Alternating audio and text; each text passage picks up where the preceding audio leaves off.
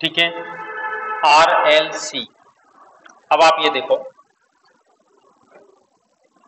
तीनों का voltage V equal to V not sine omega T, V equal to V not sine omega T, flow होने वाली current है I।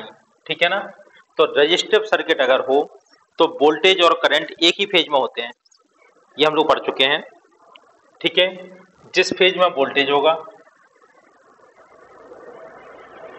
ये हो गया वोल्टेज, तीनों में वोल्टेज ये बनाए ले रहे हैं। ठीक है, तो आर वाले सर्किट में वोल्टेज और करंट एक ही फेज में होंगे, जहां वोल्टेज होगा वहीं करंट होगी।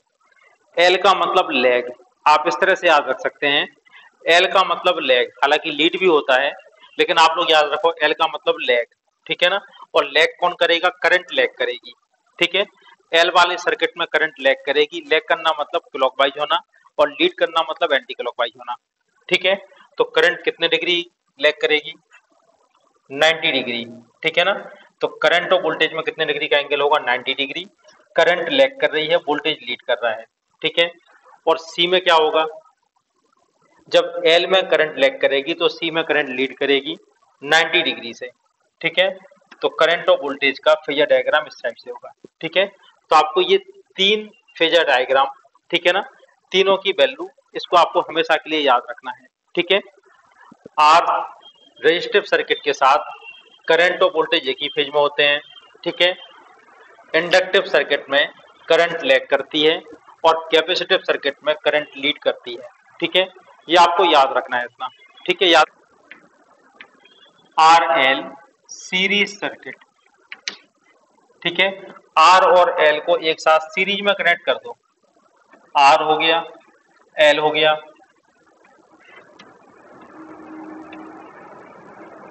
ये सप्लाई वोल्टेज हो गया V equal to V not sine omega T.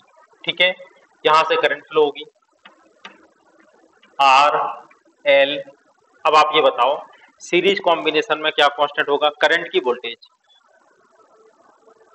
ये सीरीज कॉम्बिनेशन है, करंट की वैल्यू कांस्टेंट होगी।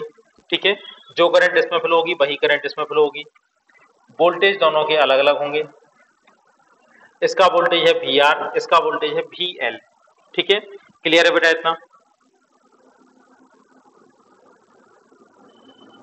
ठीक है, इसका वोल्टेज VR, इसका वोल्टेज VL। अब आप ये बताओ,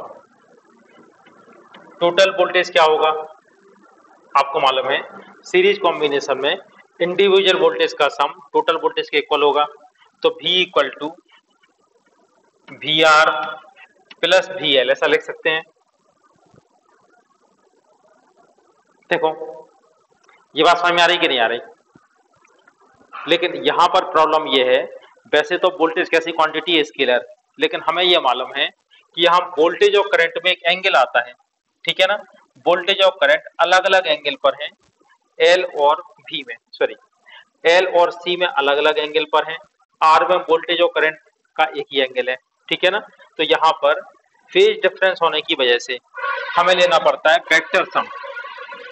ठीक है ना, तो आपको क्या लिखना पड़ेगा, वोल्टेज और करंट में फेज डिफरेंस होने की वजह से हमें इनका स्केलर सम ना लेके हमें लेना पड़ेगा फेजर सम।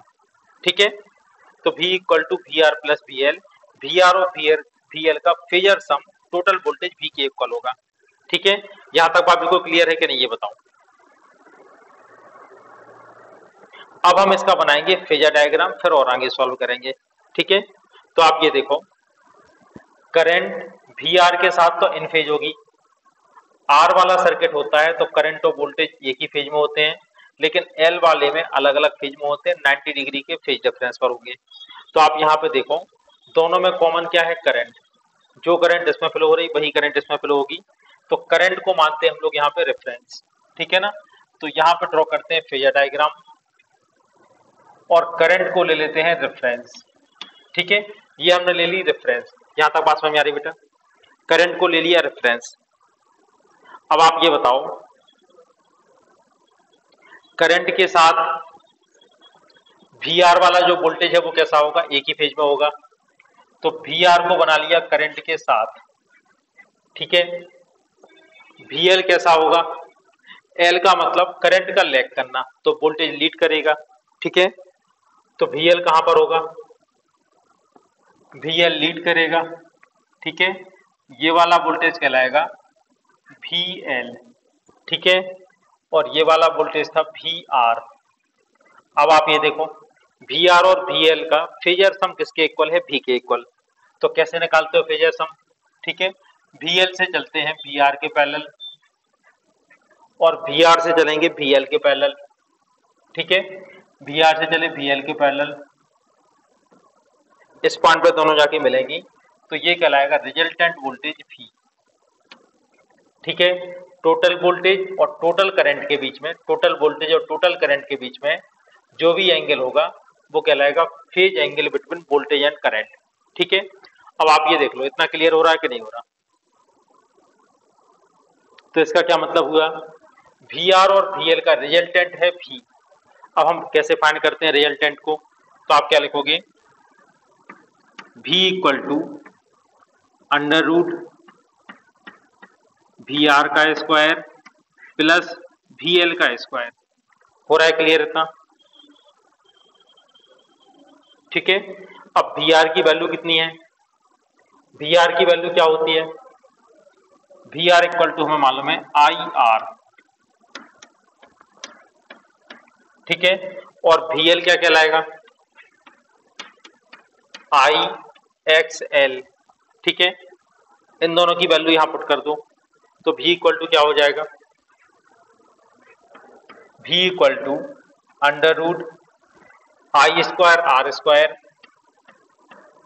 या IR का होल स्क्वायर प्लस VL की वैल्यू IXL, इसका होल स्क्वायर, I कॉमन आ जाएगा, I बाहर आ जाएगा, तो क्या बचेगा, V equal to I under root R square plus XL square. ठीक है बेटा, क्लियर है इतना। अब आप देखो V ओवर I, इसकी वैल्यू क्या होगी, under root R square plus XL square. ठीक है, और V ओवर I क्या कहलाएगा, किसी भी सर्किट का रेजिस्टेंस, लेकिन यहाँ पर R और L के कॉम्बिनेशन का रेजिस्टेंस है, और इस कॉम्बिनेशन के रेजिस्टेंस को हम लोग बोलते हैं इम्पीडेंस। ठीक है, इसको डिनोट करते हैं Z से। ठीक है, जब एक साथ दो हो, कोई भी दो हो या तीनों हो, RL हो, LC हो, CR हो या LCR हो, ठीक है ना, कॉम्बिनेशन के रेजिस्टेंस को हम लोग बोलते हैं इम्पीडेंस। ठीक है, डिनोट करते हैं Z से। बात समझ में आ रही है इतनी, एक बार फिर से देख लो, कॉम्बिनेशन की रेजिस्टेंस को हम लोग डिनोट करते हैं Z से, और इसको बोलते हैं इम्पीडेंस ऑफ सर्किट। ठीक है, अब हम बनाते हैं इनके वेवफॉर्म डायग्राम। ठीक है, तो आप ये देखो, इसमें सही तरीका ये है कि आपको अगर ज्यादा परेशान नहीं होना है, तो देखो सबसे आगे कौन है, VL, इसको ले लिया करो रेफरेंस। ठीक है,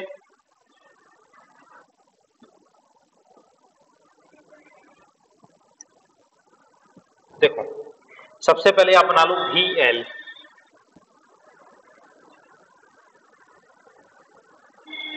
ठीक है, ये बना लिया हमने VL। अब आप ये देखो VL से 90 डिग्री पर क्या है, VR और I।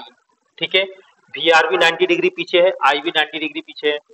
यहां तक बात समझ में आ रही, तो यहां पर हम 90 डिग्री बाद स्टार्ट करते हैं VR,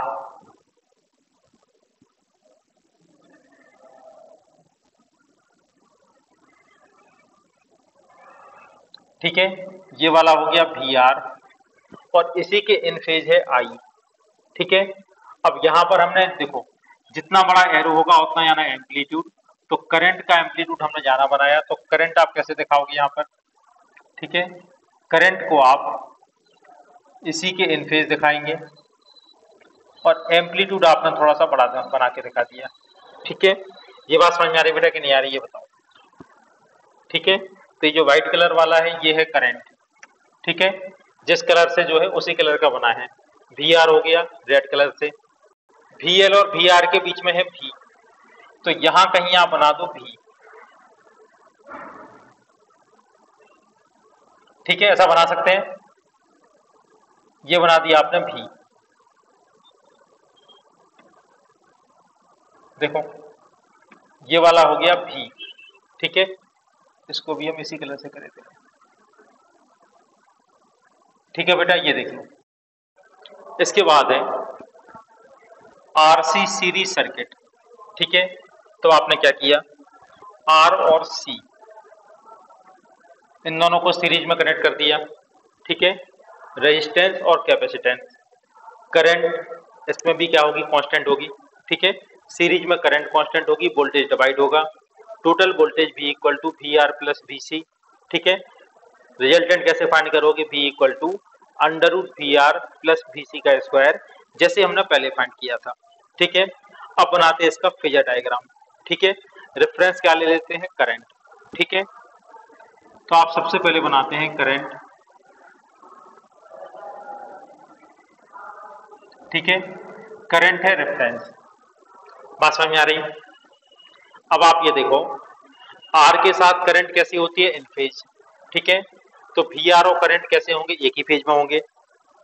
तो सबसे पहले बनाते हैं वी आर, ठीक है, ये करंट के साथ एक ही फेज में होगा, वी आर। वी सी कैसा होगा, सी के साथ करंट होती है लीड, वोल्टेज होता है लैग, ठीक है ना।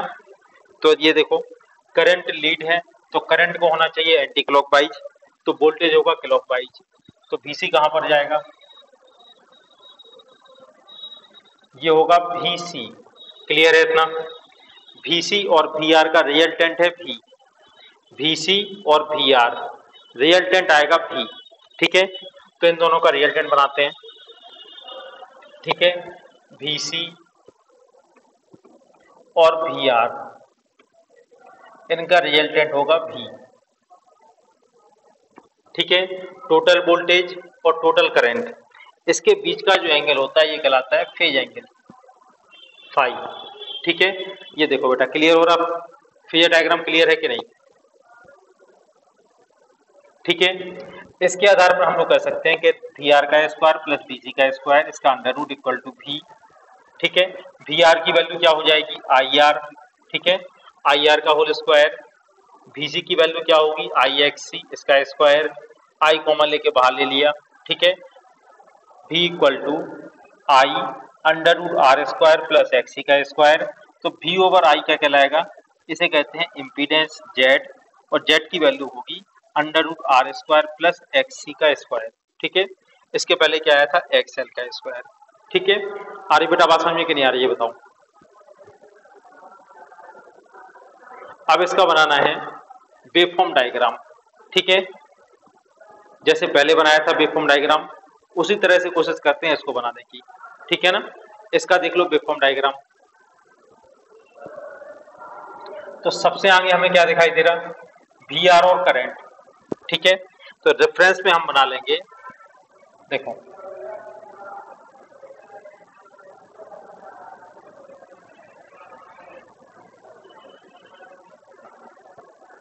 रेफरेंस हम बना लेंगे वी आर और करंट एक साथ एक ही फेज में, ठीक है। तो पहले बनाते हैं वी आर,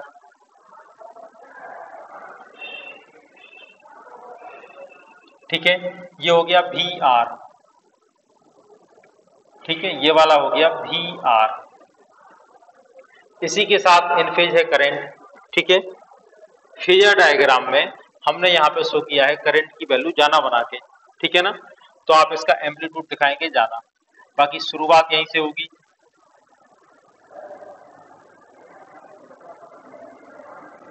ठीक है। ये बना लिया हमने करंट, हाँ क्लियर है इतना। इसके 90 डिग्री पीछे कौन सा है, VC, ठीक है ना, VC इससे 90 डिग्री पीछे है, तो ये वाला एंगल होता है 0, ये वाला होता है पाई, इसके मिडिल पॉइंट पे क्या होगा, पाई बाई 2, ठीक है ना। यहां से कौन स्टार्ट होगा, VC,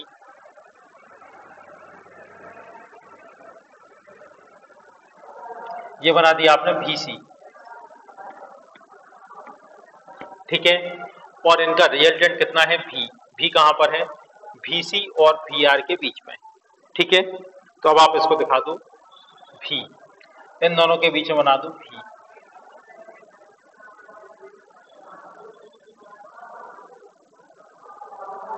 ठीक है।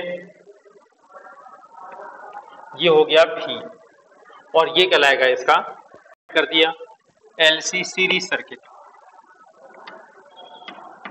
V equal to V not sine omega t. यहां से करंट फ्लो होगी, करंट की वैल्यू दोनों में कांस्टेंट होगी, ठीक है। इसके अक्रॉस वोल्टेज हो जाएगा VL, इसके अक्रॉस वोल्टेज हो जाएगा VC, ठीक है। टोटल वोल्टेज किसका सम होगा, V equal to VL plus VC, इनका फेजर सम, ठीक है। अब बनाते हैं इनका फेजर डायग्राम, ठीक है।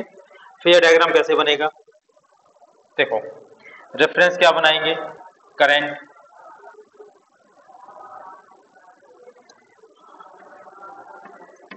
रेफरेंस ले लिया करंट को, ठीक है। अब आप ये देखो करंट के साथ VL क्या होता है, करंट के साथ, ठीक है। देखो करंट और वोल्टेज में करंट होती है लैग, हमने आपको बताया था। L का मतलब आपको याद रखना है लैग, कौन लैग होगा, करंट, करंट लैग होगी तो वोल्टेज क्या करेगा, लीड, ठीक है। तो ये हो गया VL, ठीक है। वोल्टेज करंट से लीड करेगा, और C के साथ क्या होगी, करंट लीड करेगी तो वोल्टेज क्या करेगा, लैग, ठीक है। तो वोल्टेज को आप कहां बनाएंगे, 90 डिग्री पीछे, ठीक है। ये हो गया VL, ये हो गया VC, एक दूसरे से डायरेक्टली माइनस हो रहा है, ठीक है ना। अगर किसी एंगल पर होते तो हम कैसे करते हैं, इनका क्या निकालते हैं, रिजल्टेंट, ठीक है ना। अब अगर सीधे सीधे माइनस हो रहे हो, 180 डिग्री पर हो, तो आप इनको सीधे सीधे माइनस कर सकते हो, ठीक है। अब हमें देखना पड़ेगा VL और VC में से किसकी वैल्यू जाना है। तो यहाँ पर हम दो कंडीशन ले सकते हैं या तीन कंडीशन ले सकते हैं। VL की वैल्यू VC से बड़ी है, अगले केस में दोनों इक्वल हैं, और नेक्स्ट केस में VC ग्रेटर देन VL, ठीक है। तो हम यहाँ पर अभी लेते हैं if VL greater than VC, अगर VL की वैल्यू VC से बड़ी है तो रिजल्टेंट किसके साइड आएगा, रिजल्टेंट कौन सा होगा, रिजल्टेंट वोल्टेज कहलाएगा V equal to VL minus VC, resultant voltage V equal to कहलाएगा VL माइनस VC, और अगर दोनों इक्वल होते तो रिजल्टेंट वोल्टेज हो जाता 0, ठीक है। यहां तक बात समझ में आ रही कि नहीं आ रही। अब इसका बनाना है हमें वेवफॉर्म डायग्राम, ठीक है। सबसे आगे कौन दिखाई दे रहा हमें, VL, ठीक है। तो वेवफॉर्म डायग्राम बनाने के लिए सबसे पहले आप बना लें VL,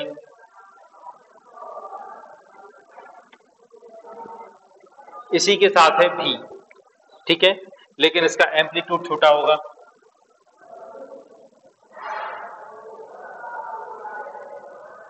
इसी के साथ बना लिया आपने V, ठीक है।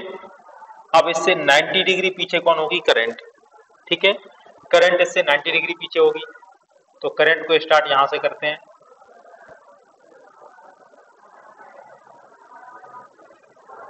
ठीक है। ये है करंट, और इससे 180 डिग्री पीछे कौन होगा, VC,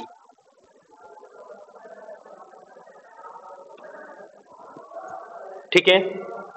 VL से 180 डिग्री पीछे होगा VC, 180 यानी यहां से,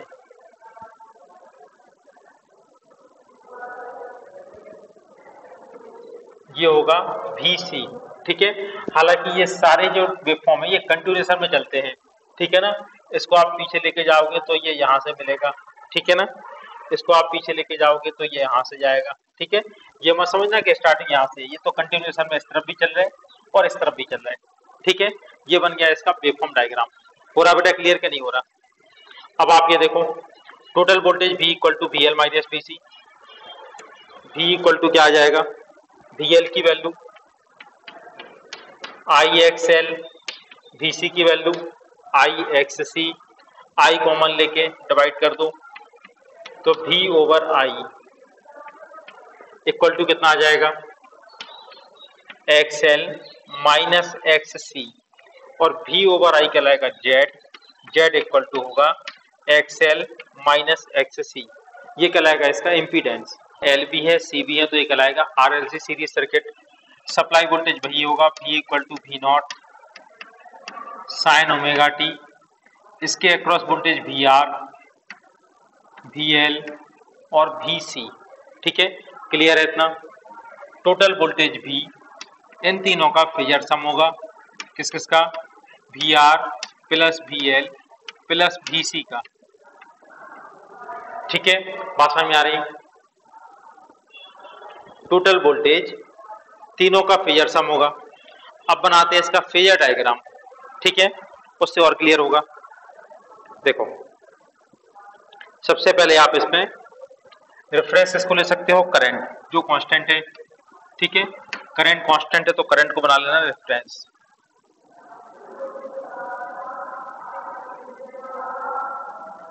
ये है करंट। ठीक है, करंट के साथ कौन होगा, VR। ठीक है, VR और करंट एक ही फेज में होंगे।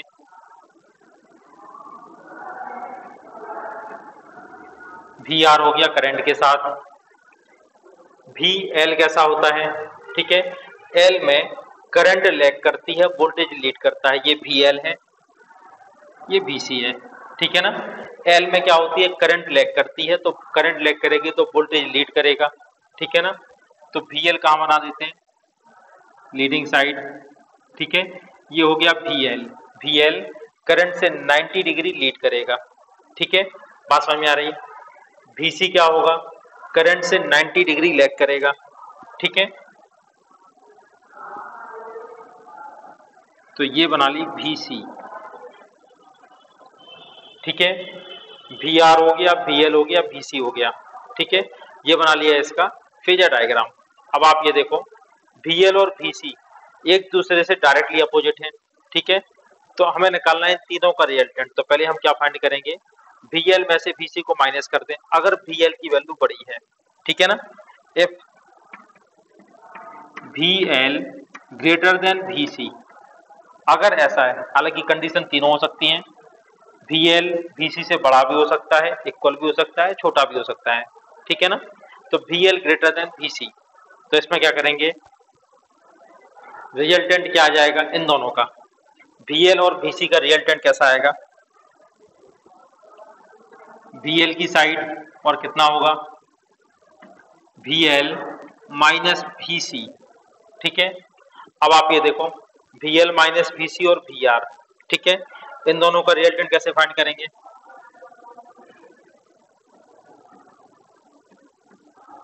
ये कहलाएगा टोटल वोल्टेज V।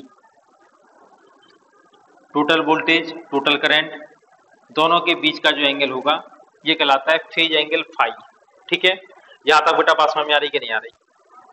अब इसका बनाना है हमें वेवफॉर्म डायग्राम। ठीक है, अब आप देखो इसका वेवफॉर्म डायग्राम।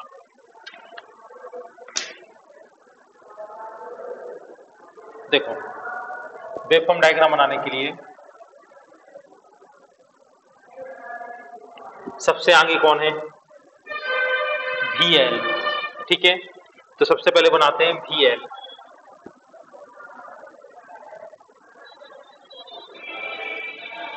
ठीक है, ये हो गया VL।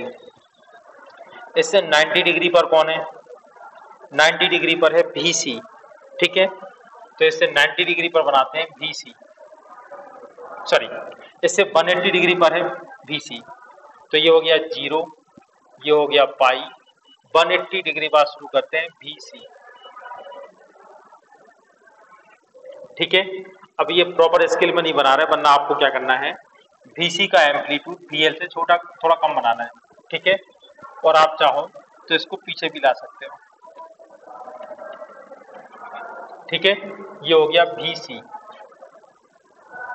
अब आप ये देखो, VR और I कैसे होंगे, 90 डिग्री पीछे, किससे 90 डिग्री, VL से। ठीक है, ये हो गया 90। ठीक है, VR,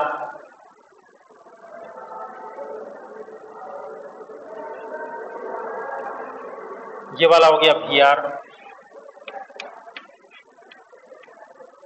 और इसी के साथ होगा I। ठीक है,